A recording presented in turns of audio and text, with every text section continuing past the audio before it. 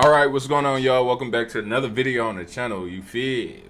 But look, I was on Facebook scrolling, right? And I came across the craziest status. It said, why aren't we talking about the astronauts that stuck in space? I'm like, wait, what? I ain't heard nothing of it. So I go on YouTube and do some searching, and look what we have here.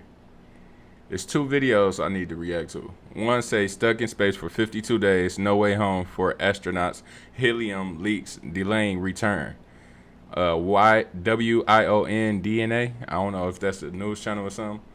And then the other one says two astronauts stuck in space on Boeing spaceships for over 55 days. 9 News, Australia.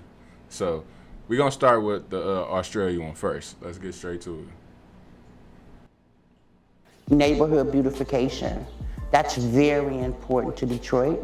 It's very important to launch, and NASA declared them to be solved. Despite that, the helium leaks on these thrusters, as you said, were there before. Once they did have the launch, it mostly worked. They had some problems with leaks and the thrusters. And really, the problem wasn't, the extent of the problem really wasn't visible until they docked with the International Space Station. So the fact is, it was always going to be a safe mission. That issue was never going to put it in risk. And they also needed to get the mission done because of how far behind Boeing already finds himself in their development of this capsule. Okay, so what do they do now, though, to get them home? Yeah, so look, they've been testing these thrusters in orbit. They've been essentially realizing there's about 26 different ones. A lot of them are redundant thrusters to get them home because the thrusters help them steer and push away and then land. What they're doing is figuring out which ones can just essentially not inoperable and giving up on, ones that can be repaired and ones that are fine as of now. So NASA's been going through a process with Boeing to identify those, determining, yes, this is safe enough to happen, and then they'll come home. The question is, when? No one has said this time frame of what a good standard is to get home, but really NASA is slow playing this because obviously safety is the name of the game, and they're safe in space right now, despite a very extra long trip more than planned. It is extraordinary. I hope they packed extra food. Doctor, thank you so much for your time. No worries. Hey, I don't know. It sounds like a bunch of BS to me. It sounds like some BS. Why would you experiment with sending some people out to space, not knowing for sure if it's safe enough to drive the little Spirit Boys back? You know what I'm saying? Like that's weird. Let's see what else it's saying. Okay, there's nothing else on this video. All right, so let's go to the second video, y'all. Let's go back. Here go the second one. Managers are not ready to announce a return date. Lots of cheering here in the room. We don't have a major. Watch this. I'd imagine you've been given the dream opportunity of going on a space expedition for a few months, but when it's time for you to come back, you're told that you're stuck there indefinitely. That is not me skipping. I don't know why this thing's skipping. You see my loading bar right here. So it's loaded up. I don't know.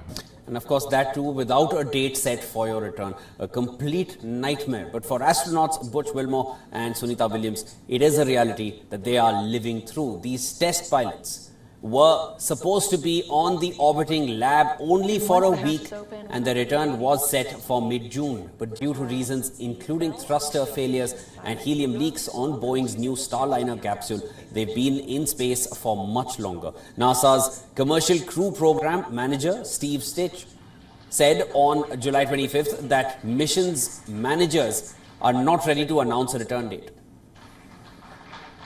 Lots of They up there having fun like a well. You see this junk? But hey, how did the extras get up there? It was 2 astronauts. So how did the extras get up there?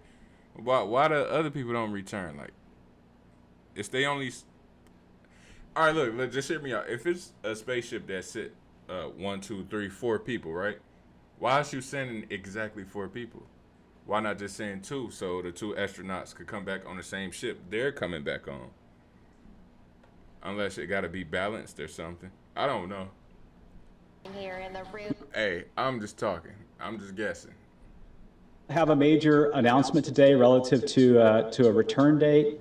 We're making great progress, but we're just not quite ready to do that. The team is doing great. The joint Boeing and NASA team is doing well. They're working side by side with each other every day. We're methodically working through the data, and we'll come home when we're ready. Stitch acknowledged that backup options are under review. SpaceX's Dragon capsule is another means of getting NASA astronauts to and from the space station. After the space shuttles retired, NASA hired private companies for astronaut rides to the space station and paid Boeing and SpaceX billions of dollars. This was Boeing's first test flight with the crew on board.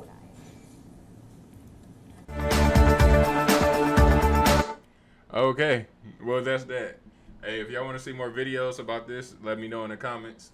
Subscribe to the channel if you enjoyed this video. I love you. See you in the next one.